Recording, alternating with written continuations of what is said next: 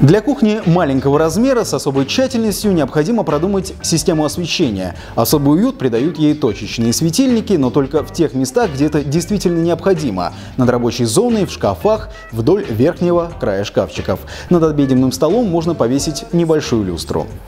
Не располагайте микроволновую печь на рабочей поверхности. В маленькой кухне она займет львиную долю последней.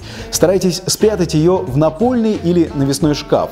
Можно ее также повесить на стену при помощи специальных держателей.